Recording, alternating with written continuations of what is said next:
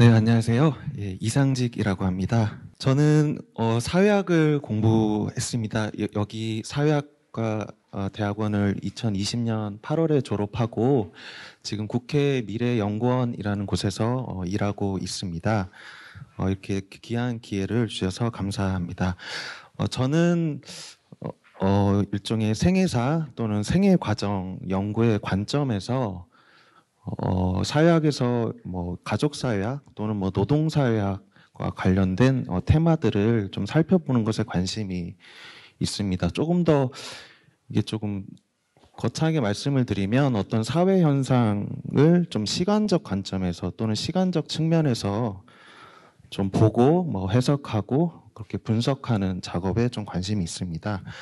오늘 좀 제가 말씀드리고 싶은 작업은 이 자료원이 지금 소장하고 있는 이 노숙인 생애사 자료를 사례로 일종의 질적 자료를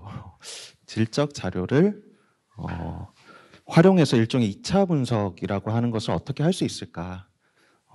그것에 관한 한 가지 방법, 이게 뭐 여러 가지 방법이 있을 수 있을 텐데요. 그 중에 한 가지 방법을 좀 소개해드리고자 합니다. 그래서 오늘 제가 좀 나름대로 답을 좀 내려보고 또는 이렇게 여기 계신 선생님들과 같이 좀 나누고 싶은 질문은 한 두 가지입니다. 하나는 내가 이제 생산하지는 않았으나 어떤 자료가 있을 때 특히 이제 이른바 질적 자료라고 하는 게 있을 때 이걸 가지고 뭘 좀 해볼 수 있을까? 그리고 그런 작업을 한다고 했을 때 내가 하는 이 작업은 뭐라고 이름 붙일 수 있을까? 사실 두 번째 질문에 대한 답은 저도 없었는데 그 조용한 선생님의 오늘 강연을 듣고 약간 좀 답을 얻은 것 같기도 하고 적어도 약간 문적 연구인 것 같기는 합니다. 네, 아무튼 그런 것도 조금 말씀드리고 싶습니다. 이 뭐 자료원 다들 다 아시겠지만 기본 취지는 요 데이터 라이프 사이클이라고 하는 그림에 좀 담겨 있는 것 같습니다. 자료를 이렇게 연구자들이 만들고 또는 수집한 자료를 모으고 잘 정리해서 저기 또 리유징이라고 하죠. 뭐 이렇게 새롭게 좀 활용도 하고 같이 공유도 하고 뭐 이런 어떤 취지로 설립된 기관이 아닌가 싶고요. 제가 오늘 이 행사의 어떤 큰 주제 이제 앞에 나와 있는 디지털 사회라고 하는 단어의 의미는 제 발표의 맥락에서는 한 요 정도의 의미로 저는 이제 생각을 하고 있습니다. 공유하고 뭐 나누고 재활용한다. 그래서 뭐 그 이상의 의미는 없습니다. 네. 아무튼 그렇고요. 제가 굳이 이 자료와 이제 질적 자료라고 하고 구조적 접근이라는 단어로 좀 이렇게 나름의 이렇게 발표 제목을 쓴 것은 좀 이걸 구분하면 좋겠다라는 생각입니다. 그리고 제가 오늘 두 분의 발표를 들으면서 새삼 또 재확인했는데 저는 질적 연구자는 아니구나라는 것도 새삼 한번 좀 자각하게 되었다랄까요? 예. 아무튼 뭐 그렇습니다. 근데 어쨌든 자료 뭐 이렇게 질적 연구자만 또 질적 자료를 쓸 수 있는 건 아닌 것 같아서요. 아무튼 좀 일단 좀 이렇게 좀 구분해서 좀 생각하면 좋겠다. 그리고 저런 어떤 차원 또는 영역들이 물론 다 연결이 되어 있죠. 예. 그렇지만 또 한편으로는 좀 구분해서 생각해 볼 수도 있을 것 같고 어떤 자료를 재해석하고 재활용할 때는 저런 걸 좀 구별해 보는 것도 나름의 좀 의미가 있지 않을까라는 생각이 들고 제가 오늘 이제 말씀드릴 질적 자료라고 하는 건 여러 자료가 있을 수 있지만 일종의 생애사적 정보가 담긴 자료라고 말씀드릴 수 있을 것 같습니다. 뭐 그러니까 이제 뭐 인터뷰 생애사 인터뷰를 통해서 만들어진 뭐 녹음 파일, 녹취록이 될 수도 있고 아니면 어떤 사람들이 자신의 삶을 이제 이렇게 글로 쓴 뭐 자서전 같은 것이 될 수도 있고요. 아니면 일종의 행정 기록상에 뭐 연령과 그 사람의 역할, 뭐 그 사람의 위치, 뭐 이런 것들, 그러니까 시점과 어떤 특정한 역할 정보가 이제 같이 이제 이렇게 연결되어 있는 정보면 제가 이제 말씀드린 생애 자료에 이제 포함이 된다라고 이해해 주시면 될 것 같습니다. 그러니까 저런 자료를 이제 수집하는 방법은 되게 다양하게 있을 것 같습니다. 그리고 저도 이제 이따가 말씀드리겠지만, 뭐 제가 직접 이제 인터뷰를 한 것도 있고, 그냥 책에 단지 소개된 어떤 생애 이야기를 가지고 이제 뭐 이렇게 좀 이렇게 정리를 한 것도 있고요.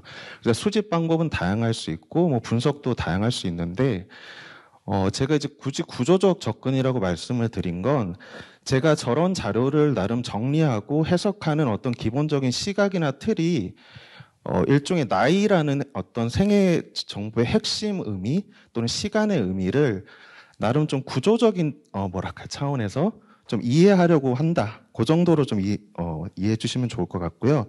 조금 바로 제가 다음에 또 설명을 드리겠습니다.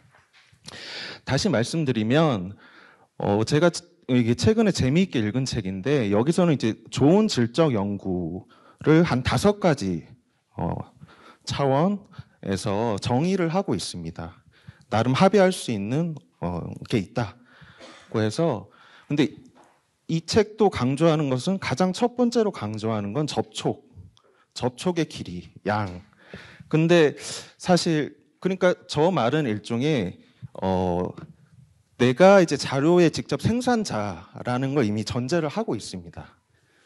근데 이제 이미 이제 여기 있는 자료원에 이제 자료를 이렇게 다운로드 받으면 사실 저 접촉의 의미라는 거에서부터 이제 뭔가 좀 이제 걸리게 되고 그러다 보면 저 뒤에 것들 하나하나가 이미 이제 되게 어려워지고 난감해지는 그런 상황이 있는데요. 그럼에도 어쨌든 질적 자료라는 게 있는 상황에서 이걸 좀 어떻게 해볼 수 있을까? 그런 좀 이렇게 생각을 해볼 수 있을 것 같습니다. 제가 이제 연령이란 거 구조적 개념으로 본다고 말씀을 드렸는데, 이 논문의 제목 자체가 이제 그런 걸 강조하고 있습니다. 이 논문 이제 사회학자가 쓴 논문인데요. 저 빨간색 밑줄을 제가 그어놓은 부분을 보시면 이렇게 정의되어 있습니다. 구조적으로 나이라는 것은 특정한 저건 이제 물리적 그냥 나이인 거죠. 18세, 19세. 그 나이, 그 시점에 그 사람이 이제 맺고 있는 관계망의 패턴의 특징, 그러니까 일종의 네트워크의 성격, 이런 것들이 이제 그 사람이 몇 세라고 했을 때 그 나이가 갖는 의미다라는 겁니다. 그런 의미에서 구조적이라는 거고요. 조금 더 그 아래 문장을 보시면 여기서 그 관계망이라는 것은 이제 나와 가까운 이제 뭐 배우자, 친구 또는 뭐 동료, 저희가 이제 이 사회를 이렇게 살아가면서 다양한 맥락에서 제도적 맥락에서 맺게 되는 관계망의 이제 구조 이런 것들이 이제 나이에 따라서 달라질 수 있고 특정 나이에 기대되는 역할, 뭐 연령 규범 이런 것들이 있는 거죠. 그러니까 그런 의미에서 그 사람의 어떤 나이라는 것의 의미를 해석해 볼 수 있다. 뭐 이런 이제 접근인데요. 예. 저는 뭐 이런 글들에서 좀 영감을 많이 받았습니다. 좀 그림으로 좀 보여드리고 싶은데 뭐 이런 겁니다. 요게 이제 나이인데 15세부터 90세까지 이제 되는 사람들에게 돈이 필요할 때 또는 이게 뭐 좀 급한 집안일 뭐를 좀 도와줄 사람이 필요할 때 아니면 좀 뭐 이렇게 상담 같은 걸 하고 싶을 때 누구를 찾겠느냐, 누가 있느냐라고 물었을 때 이제 사람들이 이제 답을 한 걸 가지고 그림을 한번 그려보면 대략 이런 이제 그림이 나오는데요. 이 가장 하늘색이 이제 부모이고요.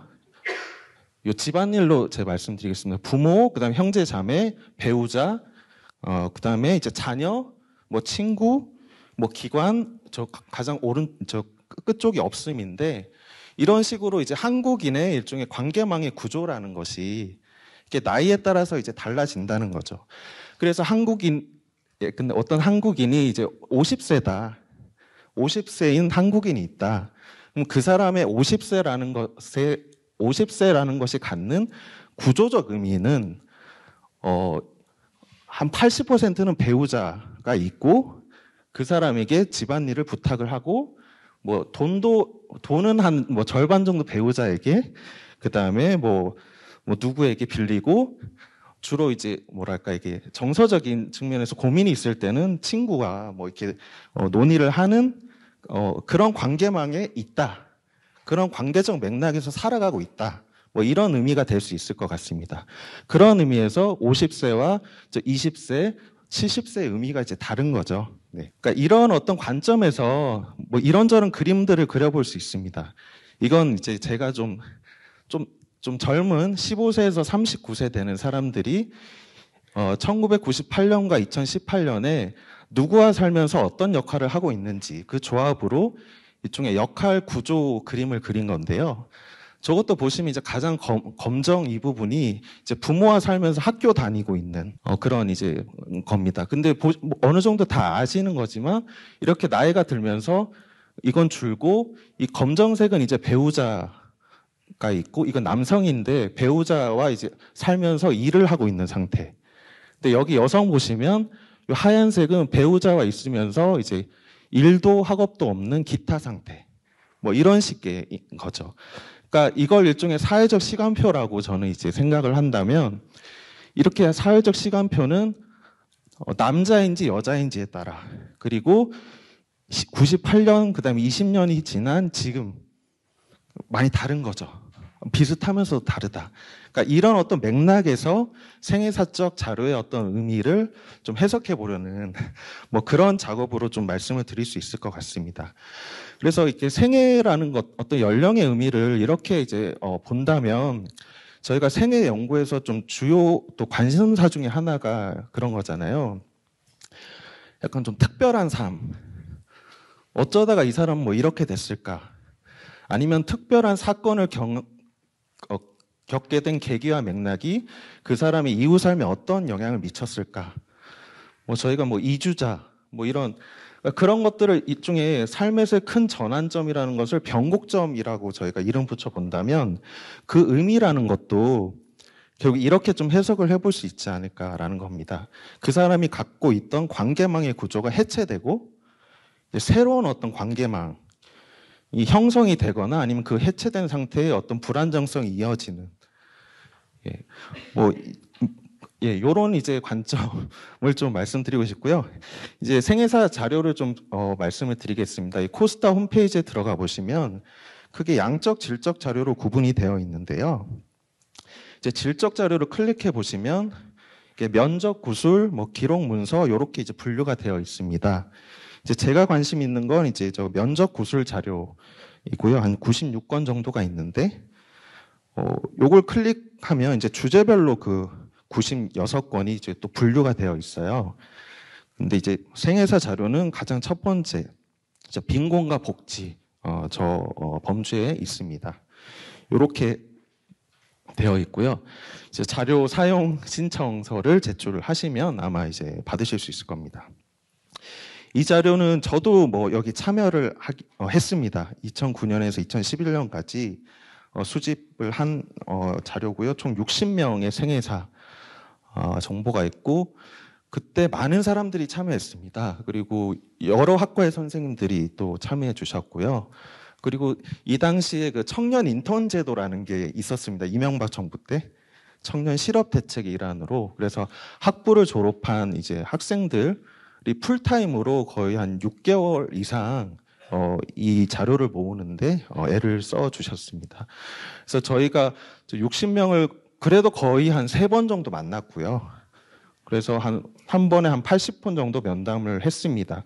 그 전사본이 그러니까 개인당 한 A4 크기로 한 80매 정도의 자료로 지금 이렇게 보관되어 있습니다. 그래서 신청을 하셔서 자료를 받으면 이런 인터뷰 리스트와 이런 형식의 이제 전사본 녹취록을 이렇게 받을 수 있습니다. 보시면 이제 신상 카드라고 기본 정보가 있고, 오른쪽에 면담과 관련된 기본 정보들이 이제 정리되어 있고요. 요게 이제 그 녹취록의 본문입니다. 기본 정보와, 그리고 저희가 나름 이용하시는 분들이 좀 도움이 편의를 위해서 저 내용을 군데군데 나름의 이렇게 좀 요약을 해서 제목도 붙이고 핵심 메시지도 이렇게 담아놓고 그런 식으로 정리를 해 두었습니다. 이 작업의 1차적인 아주 주된 결과물은 이 한국의 노숙인이라는 단행본이 있습니다. 근데 이 생애사 자료를 모두 활용한 어떤 질적 연구들만 있는 것은 아니지만 혹시 관심 있는 분들은 한번 보셔도 좋을 것 같습니다. 저는 이때 이 책을 쓸 때만 해도 저도 한 챕터를 쓰긴 했는데 이때만 해도 생애사 자료 자체에 대한 관심은 크게 없었습니다. 그래서 글도 좀 다른 식으로 썼는데요. 오히려 이 프로젝트가 다 끝나고 좀 이 자료를 어떻게 활용해야 될지에 대한 좀 생각을 갖게 됐습니다. 왜냐하면 요 한 권만 내고 뭔가 끝나는 것 같은 분위기였거든요.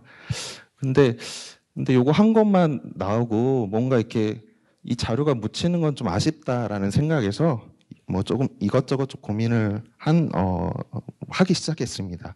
그래서 이 작업의 어떤 자료를 정리하는 하나의 질문이자 또는 연구 질문으로 이제 나름 설정한 것이 이겁니다. 언제 어떻게 노숙하게 되었는가, 이탈하게 되었는가. 그러니까 기존의 많은 이제 연구들은 왜 노숙하게 되었는가라고 이제 질문을 묻고 이런저런 요인들을 이제 언급을 하고 그게 다 어떻게 잘 맞물려서 노숙을 하게 됐다 이렇게 설명하고 있는데 저희는 이 언제라는 것에 좀 관심을 갖게 됐습니다. 아까 제가 말씀드린 연령의 구조적 의미 이런 거 계속 생각하면서요. 그래서 여기 오른쪽 논문의 부제도 이렇게 적혀 있습니다. 관계망의 해체 양상으로 본 언제와 어떻게의 관계. 그래서 이런 식으로 이제 시작을 했고요. 여기서 말하는 이 언제라는 건 결국 노숙 시작 시점이라고 말씀드릴 수 있을 것 같습니다. 여기는 이제 여성은 일단 빠져 있고 55명의 남성 노숙인 정보만 있는데요. 보시면 1930년대에 태어나서 거의 한 70세 무렵에 노숙을 시작한 분도 계시고 이쪽엔 80년대 후반에 태어나서 한 20대 중반에 노숙을 시작한 분도 계십니다. 그러니까 이런 언제의 의미를 제가 말씀드린 그 관계망의 해체의 어떤 양상, 타이밍 이런 걸로 한번 해석을 해보고자 했습니다. 그래서 이런 식으로 자료를 한번 정리를 해봤습니다. 이제 녹취록을 쭉 읽으면서 한 사람의 삶을 이렇게 이제 그 사람이 맺었던 또는 맺고 있는 관계가 형성된 주요 어떤 삶의 영역들을 이렇게 나누고 저기 원가족, 결혼, 주거, 지역, 교육, 고용 이런 식으로 나누고 그 사람의 상태를 저기 그 사람이 언제 어떤 상태에 있었는지를 저렇게 음영으로 그냥 표시를 한 겁니다. 엑셀 파일에. 그렇게 하면 이제 그 70메가 되는 이제 그 전사본을 한 장의 이런 그림으로 이제 일종의 요약을 해볼 수 있습니다. 그리고 이 상자는 일종의 제가 아까 말씀드렸던 그런 변곡의 시점을 표시를 해본 겁니다. 여기 보면 조금 이렇게 흔들림이 이렇게 있는 지점들. 그래서 저런 파란색은 그 노숙 이전에 어떤 흔들림이 있었던 시점을 한번 표시를 해본 것이고요. 여기 빨간 이제 상자는 이렇게 노숙의 어떤 국면을 표시를 해본 것입니다. 그래서 이런 식으로 한번 정리를 했고요. 가장 아래쪽에 이제 기타라고 하는 게 오히려 기존의 연구 문헌들에서는 많이 언급이 됐던 겁니다. 정가, 알코올, 도박, 사고, 장애, 질병 이런 것들인데 이것들은 이제 어떤 시점에 그런 것들이 있었는지 정도만 이렇게 표시를 해 두었습니다. 그 다음에 이 그림은 이제 이렇게 정리한 것에서 저런 박스가 있는 시점만 모아서 이제 55명 그 사례의 어떤 정보를 나름 정리해 본 겁니다. 방금 요거 신승호 씨인데요.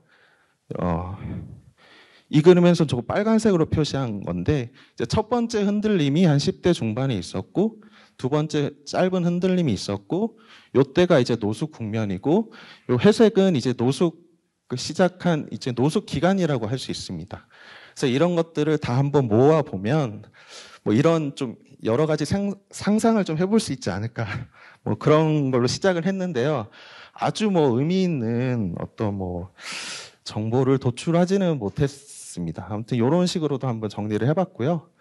요거는 이제 요걸 나이별로 정렬을 했다면 요거는 연도별로 한번 정렬을 해봤습니다. 뭐 경제 위기에 어떤 충격이 있었는지 뭐 그런 걸 한번 확인해 보고 싶어서요. 그리고 이렇게 이제 숫자로 그 시점을 특정할 수가 있게 되니까 이 양적 연구의 전형적인 이제 방식이죠. 이런 뭐 산점도나 상관관계 이런 것도 이제 좀 볼 수가 있고, 다만 이게 사례가 한 50개 정도가 되니까 요 사례 번호를 일단 다 표시를 할 수가 있고, 나름의 방식으로 이런저런 좀 생각을 해볼 여지는 좀 가질 수 있었던 것 같습니다. 왜 이 사람은 뭐 비슷한 시기에 처음에 흔들렸는데 어떤 사람은 좀 늦게 노숙을 했을까랄지, 그래서 이걸 가지고 다시 녹취록으로 돌아와서 한번 이렇게 살펴보기도 하고요. 뭐 이렇게 작업을 하다 보니까 이제 이런저런 전형적인 방식의 요약이 이제 가능한데요. 그리고 저 1, 2, 3은 그 흔들림이 있었던 시점을 1은 19세 이전에 있었던 경우, 2는 19세에서 39세 사이에 있었던 경우, 3은 이제 40세 이후에 있었던 경우라고 해서 그 흔들림이 어떤 시점에 있었는지로 일종의 시간적 패턴을 한번 그려본 것입니다.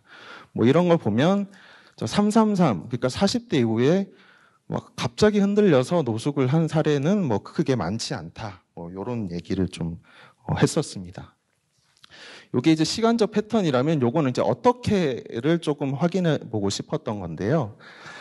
결국 저희가 관계를 살아가면서 맺는 관계가 형성되는 크게 한 4가지 핵심 제도가 있다고 본다면, 기본적으로 원가족, 학교, 노동시장, 그다음에 이제 결혼으로 만든 이제 새로운 가족. 그 각 지점에서 그런 관계를 나름 안정적으로 맺었는지, 그렇지 못했는지로 분류를 하면 총 16가지 이제 경우의 수가 나옵니다. 그걸 이제 실제 사례로 이렇게 정리를 해보면 크게 이제 저기 첫 번째 1번 유형, 그다음 16번 유형 이렇게 이제 크게 대조적인 이제 유형이 도출이 되고요. 그 사이에 뭐 학교는 어느 정도 잘 마쳤지만 고등학교까지 노동시장에 뭐 자리를 잘 못 잡은 경우, 아니면 학교 자체를 제대로 마치지 못한 경우, 이렇게 크게 한 4가지 경로가 좀 확인이 되고, 그 경로에 따라서 노숙의 이제 시점, 평균 연령이 좀 다르더라. 뭐 이런 얘기를 좀 할 수 있었고요. 그래서 뭐 예상하시다시피 나름의 관계를 저렇게 맺고 있었던 사람들은 이제 평균 노숙 연령이 50세이고 여기는 33세로 차이가 많이 나죠. 근데 조금 뭐 새로웠던 건 뭐 이런 겁니다. 4번과 8번 이제 그 유형을 비교해 보면 더 일찍 좀 흔들린 셈인데 이제 뭐 노숙의 시점은 조금 더 느린, 뭐 이런 차이는 어디서 났을까? 뭐 이런 좀 생각도 이제 좀 해보게 되었는데요. 그런 걸 좀 이해하는 하나의 또 틀로 아까 제가 말씀드린 기타 영역에 있던 그 정보와 이 노숙의 어떤 경로와의 관계를 한번 이제 살펴본 것입니다.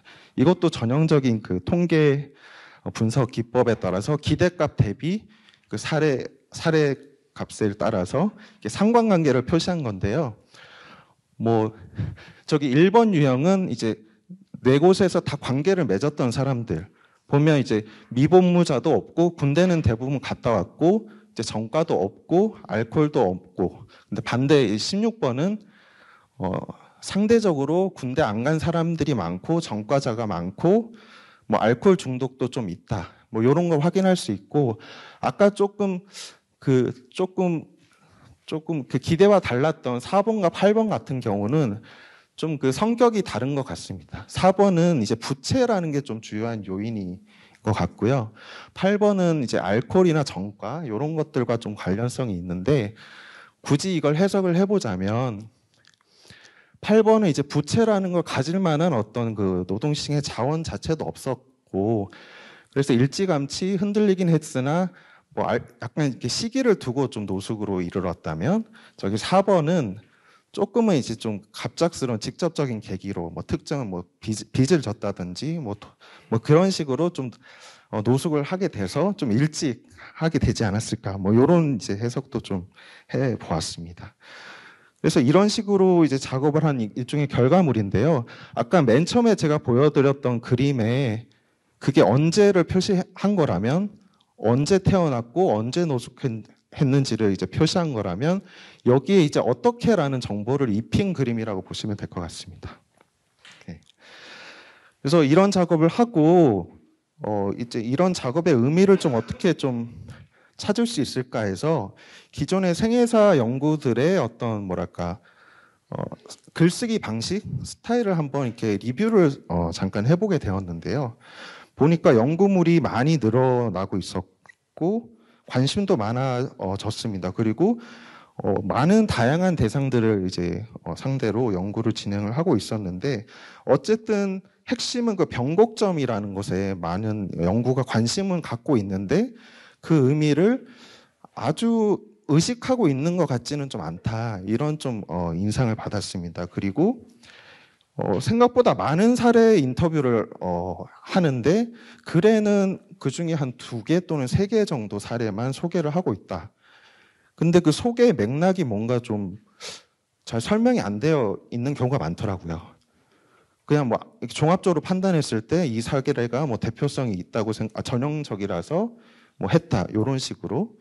그래서 나름의 저희의 이 작업 방식이 뭐 사례 선택의 어떤 맥락을 좀 더 뭐 준다거나 그런 해석의 가능성을 조금 더 열어주는 그런 의미가 있지 않을까라고 좀 의미 부여를 했고요. 마지막으로는 이런 방법을 의식을 하면 생애사 자료를 조금 더 대규모 맥락에서 수집할 때 이런 생애사 시간표 같은 걸 활용해서 좀 수집해 볼 수도 있지 않을까, 그 정도 제안을 했었습니다. 그리고 이제 몇 가지 후속 연구 정도 좀 소개드리고 마무리를 하려고 하는데요. 요건 서울이라는 맥락에 좀 한정해서 이 시점과 뭐 다른 것의 어떤 관계를 살펴본 겁니다. 여기 이제 언제 서울에 왔는지와 그 사람이 서울에서 노숙을 하면서 선택한 일종의 노숙의 생활 공간, 한 6개 이제 공간들이 있는데요. 이 공간이 어떻게 좀 관계가 있는지, 그리고 대표적인 노숙인 지원 시설이라고 하는 쉼터를 이들이 어떻게 바라보는지, 그러니까 그 노숙 이후의 장소 선택의 어떤 그 맥락과 그 노숙인 복지 시설에 대한 인식이 그러니까 언제 서울에 왔고 언제 노숙을 했는지와 일정한 관계가 있다. 뭐 이런 것들을 좀 이런 이야기를 좀 이렇게 쓰기도 했고요. 또 하나는 이건 좀 다른 맥락이지만 이 형제복지원의 어린 시절을 보냈던 사람들의 생애 구조, 그리고 그 사람들이 자신의 생애를 어떻게 해석하는지를 파악하기 위해서 제가 작업을 한 적이 있는데, 총 31명을 사례로 정리를 했는데 이 중에 제가 인터뷰를 한 사례는 한 명도 없습니다. 그리고 여기 표를 보시면 뭐 단행본에 실린 경우, 아니면 어떤 경우 신문에 그냥 나와 있는 이 사람의 생애 정보를 가지고 오기도 했고요. 그래서 어쨌든 형제복지원이란 여기에 있었다는 사람들 중에 출판 이제 글로 확인할 수 있었던 모든 사람들을 제가 다 모아 보니까 31명이 되더라고요. 그래서 그 자료로 이런 식으로 똑같습니다. 언제 입소를 했고, 입소할 때 그 관계, 아버지와 있었는지 고아원에 있었는지 관계가 어땠는지, 어떤 계기로 입소를 하게 됐는지, 그것이 입소 기관과 퇴소를 어떤 식으로 했는지, 그리고 퇴소 후에는 뭐 결혼을 했는지 아니 혼자 사는지, 이런 것들이 일정한 관계가 있다, 뭐 이런 이야기를 좀 했고요. 그런 맥락에서 각각의 생애사 정보를 좀 요약을 해보았습니다. 이런 식의 작업을 좀 추상화하면 전형적인 이제 양적 방법이 되는데요. 뭐 이제 이런 식의 이제 작업도 가능합니다. 이거는 노동 패널이라는 자료로 대학을 졸업한 청년들이 대학 졸업 시점으로부터 10년 동안 어떤 노동시장 지위를 밟았는지로 이력을 구성하고 그걸 분류해본 작업입니다. 정리를 하면 이제 일단 제가 어떤 이제 관점으로 어떤 작업을 했는지 좀 말씀을 드렸는데요. 좀 이렇게 몇 가지 이제 반응들이 있었습니다. 이제 그 중에 뭐 이런 것들인데 그건 질적 연구가 아닙니다. 그리고 그래서 저는 속으로 이제 질적 연구라고 한 적은 없는데, 약간 그리고 또 그 제가 논문 그 코멘트 해준 분은 또 저런 표현을 쓰셨어요. 양적 연구 패러다임으로 질적 연구를 비판하지 마세요. 제가 했던 아까 그런 이런저런 얘기들이 약간 질적 연구에 대한 약간 공격으로 좀 들렸나 봅니다. 예. 예, 그래서 뭐 답은 제가 비판한 건 아니었는데요. 속으로 생각했는데요. 근데 한편으로 근데 이거는 근데 그럼 내가 하고 있는 연구가 양적 연구인가? 또 그렇게 자문해 보면 그것도 잘 모르겠더라고요. 또 오늘 조용한 교수님 말씀 듣고 아 문적 연구구나 이렇게 이제 좀 정리를 해야 될 것 같다. 그래서 연구인가 이런 질문까지 제가 지금 자꾸 하게 되고 내가 하는 게 연구일까? 뭐 잘 모르겠다. 그래서 이런 얘기를 어디 가서 거의 한 적은 없는데요. 이렇게 이제 자리를 마련해 주셔서 좀 용기를 내서 말씀을 드렸는데, 뭐 공식적으로 또는 뭐 이런저런 책들에서는 이런 얘기들을 합니다. 제가 말씀드린 어떤 그런 방식의 어떤 의미라고 해야 될까요? 실제로 기존 자료를 활용해야 될 때도 있고 팀 단위로 요즘에 인터뷰를 하는 경우도 많고 뭐 추가 자료를 또 수집해야 될 경우도 있고 그리고 사회과학 자료원의 질적 자료도 누군가는 또 분석을 해야 되잖아요. 그러니까 이런 저런 것들이 있는데 이게 모르겠습니다. 여러분들에게는 얼마나 의미가 있을지. 근데 제가 이게 발표를 준비하면서 좀 돌이켜 보면 내가 이걸 왜 했을까 생각해 보면 그냥 이렇게 자료가 있어서 그랬던 것 같아요. 제가 이거 안 보면 그냥 교수님들을 다 떠나고 그때 이제 대학원 조교로 있었는데 이걸 가지고 뭘 좀 해봐야 하지 않을까? 뭐 그렇게 했던 것 같습니다. 그리고 뭐 제가 이제 뭐 연구원에도 있지만 실제로 이런저런 작업들을 하게 되면 뭔가 이렇게 깔끔하게 정리된 계획을 하기보다는 이런 식으로 많이 하는 것 같아요. 그냥 자료가 있어서 이거 어떡하지? 뭐 이런 식으로. 그래서 속으로 이제 그렇게 생각을 하고 있는데요. 네. 아무튼, 예, 제가 오늘 드릴 말씀 한 이 정도입니다. 예, 감사합니다. 네.